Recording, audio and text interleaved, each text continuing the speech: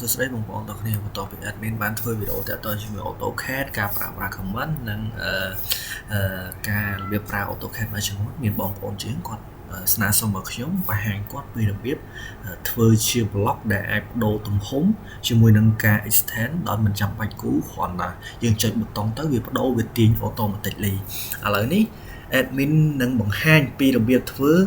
ការងារមួយនេះហើយការងារមួយនេះគេហៅថា Dynamic Block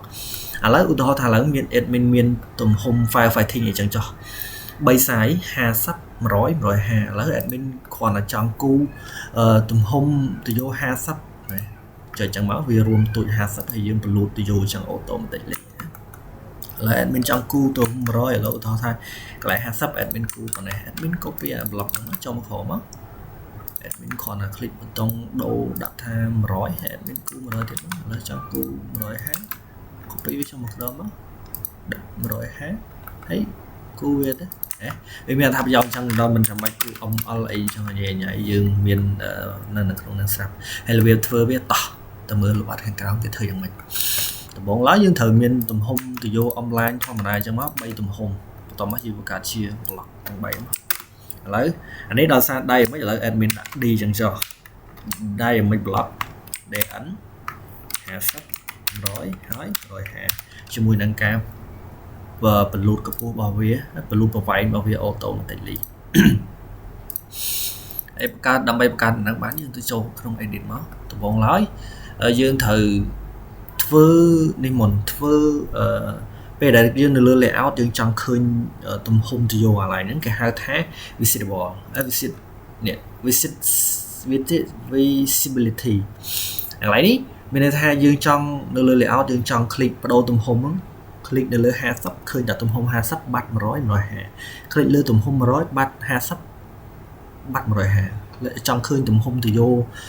150បាត់50និងបាត់100ដូច្នេះដែរគេធ្វើបែបនេះហ្នឹងចុចនេះមើលប៊ូតុង color នេះមក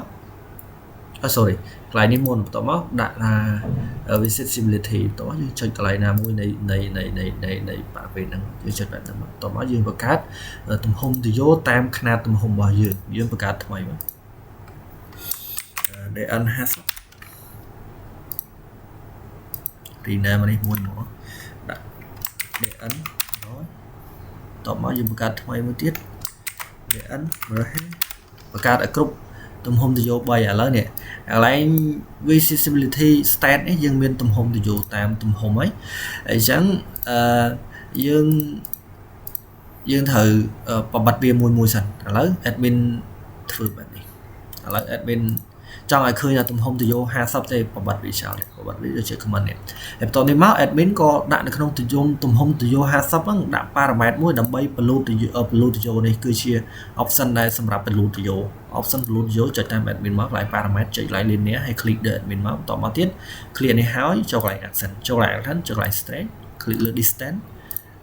select ទៅយកបែបនេះហើយ select តែម្ដងបែប enter តបទៀតអានេះយើងបាននេះបានអាបលូតទៅយក straight បលូតទៅយកទៅមុខនឹងហើយឥឡូវយើងចង់ធ្វើហើយទៅលើទំហំទៅយក50យើងចង់ធ្វើនៅលើទំហំ100ម្ដង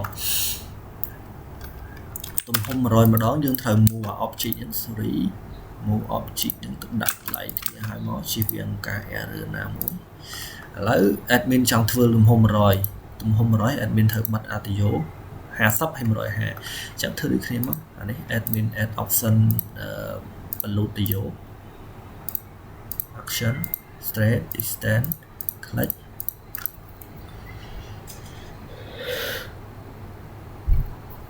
បែបនេះហើយ enter ចាំមានន័យថាយើងបាន straight នៅលើទៅយកទំហំទៅយក100មួយទៀតហើយអញ្ចឹងទៅធ្វើនៅលើទំហំទៅយក150ហើយយើងបិទអត្តយោ100ហើយ50មកយើងថែម option បលូតវាមក admin អាកាសធាតុអត់ស្រួលដូចចង់អត់ស្រួលខ្លួនណាចុចតាម admin មក select លើមកកាត់យក select ទៅចឹងមានន័យថានេះ sorry ចឹងមានន័យថាយើងបាន3ទំហំទៅយក50 100 150ហើយនៅលើហ្នឹងឥឡូវ admin ចុចចេញខាង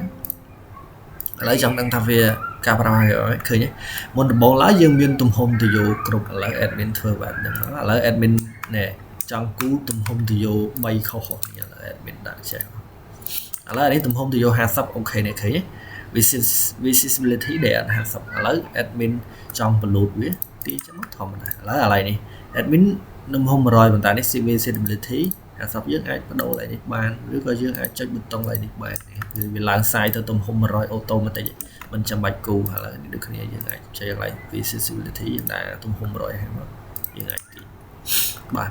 đấy cứ chưa ca pra đầy mạch block hay dựng phơi bạn đi và ấy bạn sân chuyên trong đó để tôi cho người AutoCAD rồi có cảm thấy sẽ như thế